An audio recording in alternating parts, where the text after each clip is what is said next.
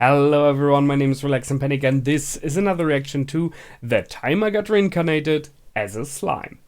It is episode 24, or the first extra, however you wanna call it. And as always, if you want to see it, just go down into my descriptions, follow the links, replace the parentheses dot parts with real dots, and enjoy. Once you've done, feel free to come back here and hear my thoughts about this episode. So, see you soon.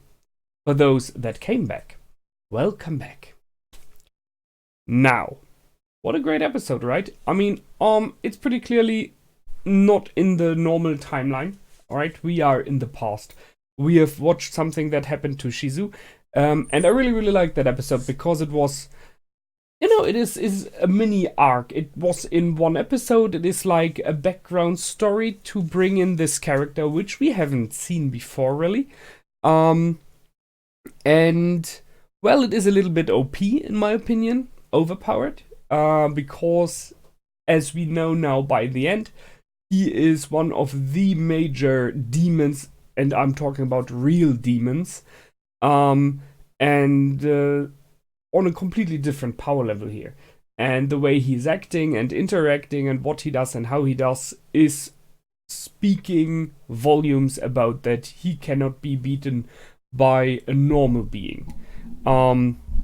We know that Shizu was already very powerful, and I guess at this time that we are in the storyline with Rimuru, right now he would not be able to beat him either, possibly.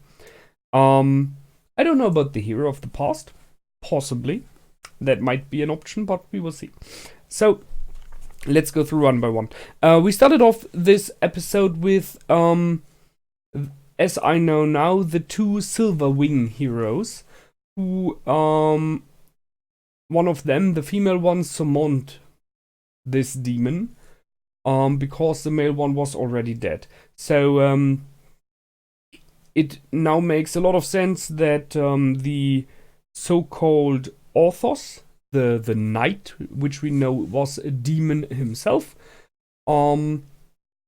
set a trap for them, attacked them, killed them, in the end both, and, they escaped far enough so that the one of them was able to summon something as powerful as he is. I mean, I guess there are multiple reasons for why they were able to do that. One thing is they are themselves very powerful. So I guess when you draw a summoning circle as they did there, the material used, in this case the blood of a real hero, is something way more powerful and valuable, so you can possibly summon higher beings.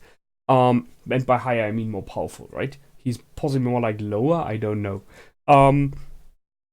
Add to that the fact that they possibly know their share of demons, and thus possibly knew his name, just guessing. So, as far as I know about lore of summoning stuff, if you know the real name of something, you are able to summon it. So possibly they knew his name, Black or Noir. I think it is Noir here. And thus we're able to summon him. I'm not completely sure if he is Noir.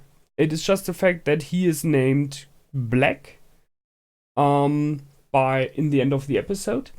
And they mentioned that there are some who are just regarded by the color that they stand for, and Black was stated to be named Noir, which is in the end just the French word for black. However, so I guess that's why they were able to summon him. She died there as well, and she was so upset and raging and hateful and everything, which I can understand. I mean, she was completely betrayed there. That these emotions were enough for him to bind him in a contract for 3 days, which, by the way, he completely did one-sided, right? She just was like, finish that, kind of revenge, stop what's happening here, you know? And she did not argue about anything, and he just said, okay, I will take it for 3 days, after she was dead, by the way. So he could have, if he wasn't interested, he could be like, I don't care. But he was kind of intrigued and interested, so he went for it and did what he did, as we saw. So that's the one side of the beginning. However, what I really liked was the very different setup. This black, white, grayish scene with the vibrant red of the blood, which is always a thing we have. I think I've seen that in other series and movies as well. The mix of black and red is always a very visible one.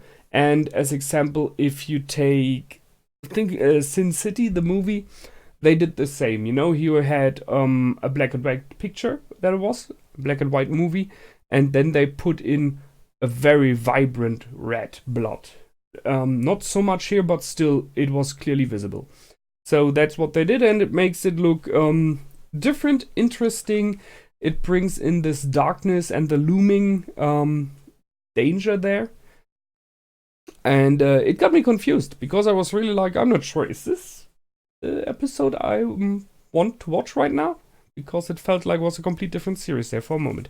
And as I said, the male character, you could just see his face, reminds me of someone, and I am not completely sure. Maybe you know. So that's the one thing.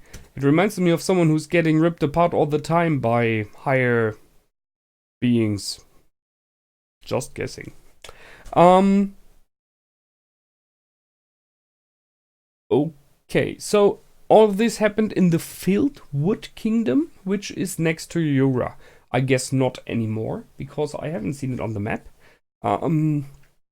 We accompany the Conqueror of Flames, which got me confused in the beginning, because I thought we would be like with Rimuru there, and I was confused why the heck is Shizu there. And I was like, okay, is he portraying a female? I mean, he's able to, right? He is a slime, so he could take on a female form if he wanted to. And thus he devoured her. He possibly could take her form as well. Maybe not the face completely, but the whole body, why not? But nope, it's Shizu, and she is lured in, like all the other adventurers, by this interesting trap that this demon general set up, luring in many adventurers by stating we have a problem here and we need your help, and then just kill them all and eat them all, get their power so to grow stronger. Which in the end means that this is more neither like his final step, right? He's there since a while already, and doing something like that will cause attention. I mean, if they all would die, he could still say we have a lot of problems and all the adventurers died. But you cannot do that forever. People will be suspicious, or they will be just like, no one traveled to that kingdom. So they killed off that one guy that wanted to leave, and made it look like he was an imposter, like he was a demon, or possessed by a demon.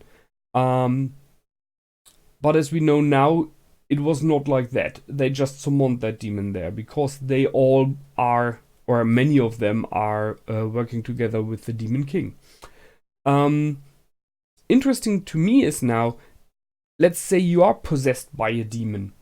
Does it mean the demon controls you, your movement? Or does it mean that you have kind of powers like Shizu has, because she's possessed and inhabited by Ifrit? And it's not Ifrit that's controlling her, so which version is it? So that's the one thing. And then we have him appear, who goes by the name of Kuro in this moment. So he mentioned that the name Kuro was given to him by someone in the past. An imitation name? Yeah, an imitation name. I'm not sure what he means by that. I guess those of you who read the papers about this possibly have a background information about that. Other adventures from the past, maybe we'll learn in the future. Strangely enough, the past and the future. We have a really cool fight, I like it. So this one moment of I don't care about fire. The realization through the fight that you cannot beat him. Although she could hurt him. I mean, that means that at least she's not completely below his level, but still not good enough. And that is surprising, when he attacked her and hit her in the face in the end, the mask. That's this hit here. his arm ripped off. So, or kind of dissolved, I don't know. Just the armor remained. And that's where it's interesting. So it's all about this mask. The mask that Shizu has, that we know she got from the hero that saved her. The mask that Rimuru now has, and that he gave to Chloe. So this mask is going away. And I have a theory, and I mentioned it here already. I'm not sure if I mentioned it in one of my past talks about that. I guess that somehow Chloe is going into the past, somewhen in the future, and so we will get full circle. Chloe being a hero that is more powerful than Shizu ever was, and she has the potential to become that with the help of Rimuru, to learn more and more, will somehow be able to go through time and back into the past, then hand the mask over to Shizu so that she can use it. And we are in full circle.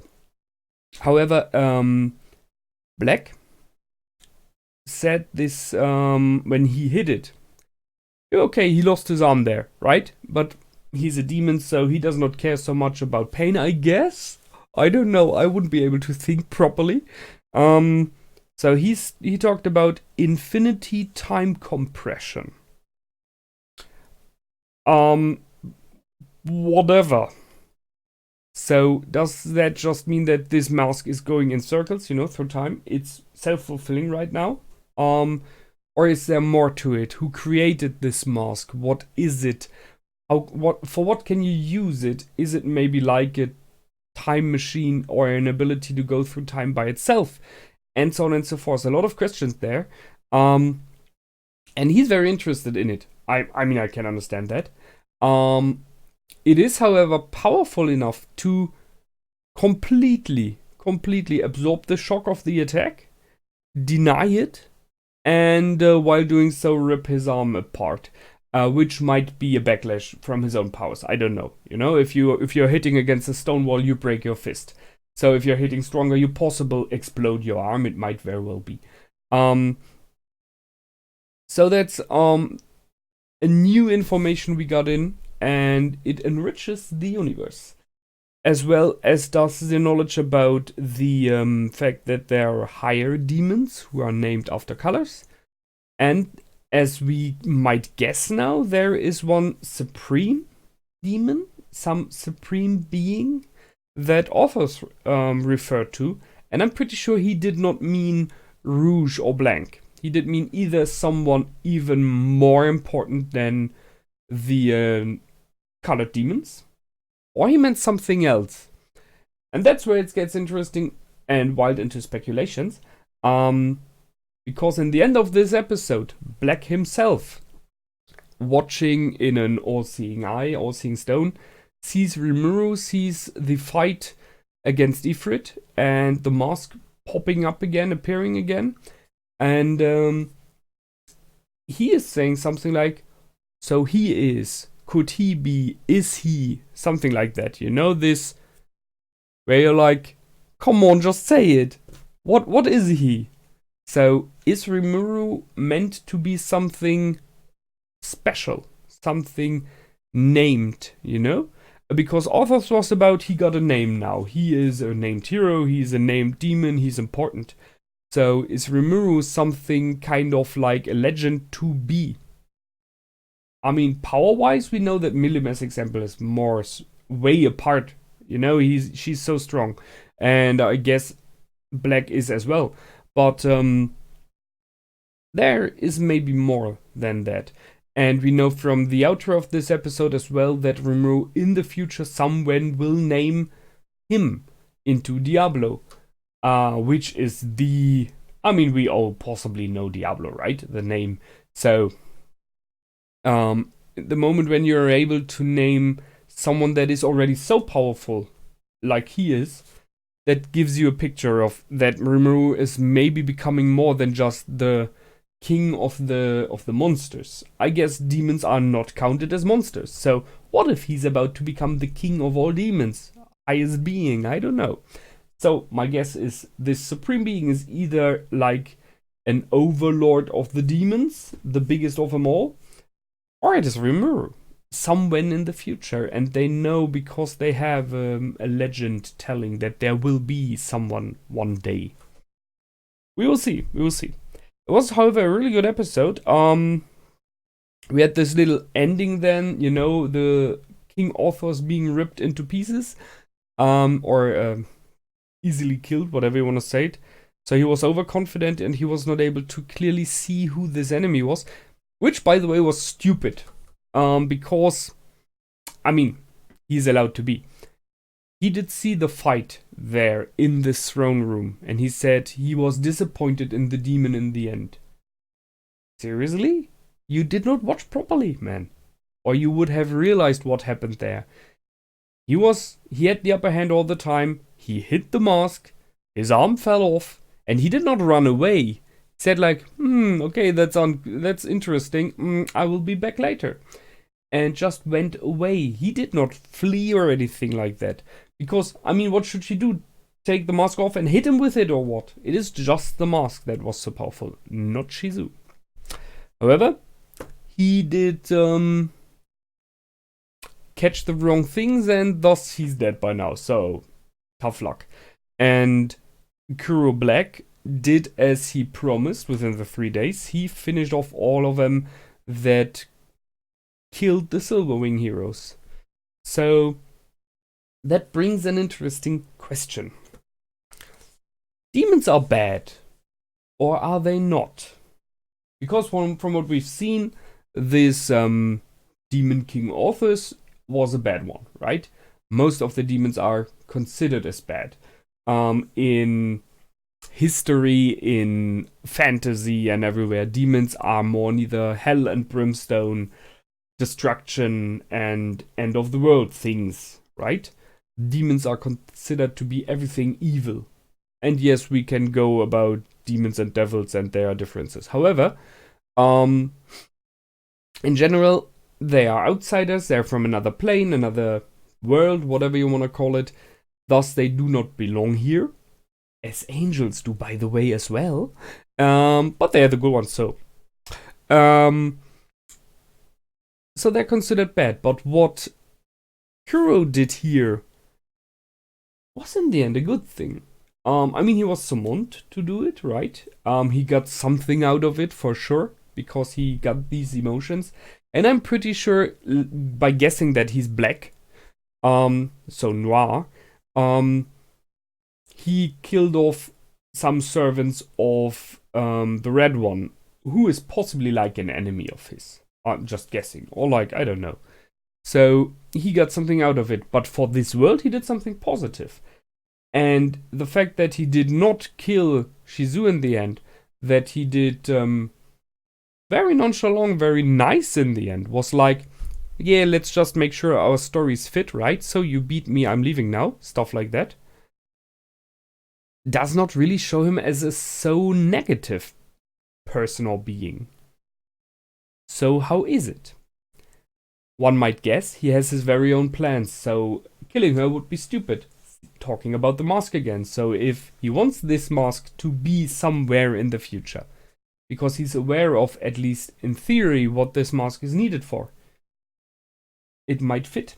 So that's why he's not doing it. But as I say, here we are in speculations.